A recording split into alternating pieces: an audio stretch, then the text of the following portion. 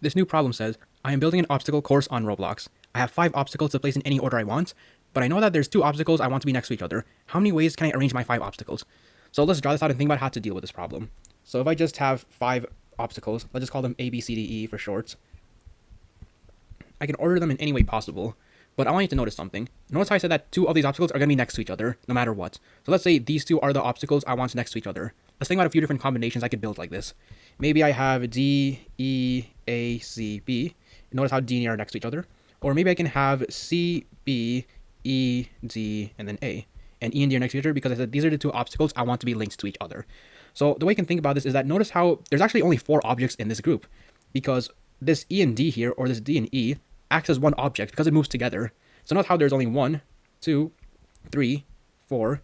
There's only 4 objects we're dealing with. Even though I said there's 5 obstacles, you can think this problem is having 4 total objects because D and E are always moving together. You can't separate them because the problem said you need to have 2 obstacles next to each other. So all we need to do is we're putting 4 obstacles into 4 positions. If you count E and D as 1 total obstacle. And then this is a permutation because the order matters. And then remember, when you have the same number on both sides of the permutation operation, that's just 4 factorial, or that number factorial. So now 4 factorial is just 4 times 3 times 2 times 1. If you do that math, that's 24. So it seems like we might be done now. The answer seems like it's 24, but we're actually missing one thing. Notice how in these combinations, I have E and D and E next to each other, but can't I flip them? Because it said they have to be next to each other, but it didn't specify the order they go in. So, for example, here, I could have D and then E if I change this.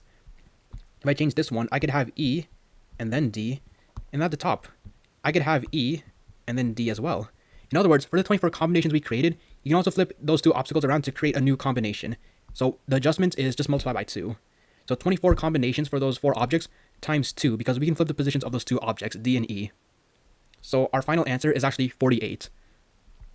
So there's 48 ways to build my obby if I have 5 obstacles and 2 of them must be together, but the order of those 2 that are together is not specified, hence we multiply by 2 at the end.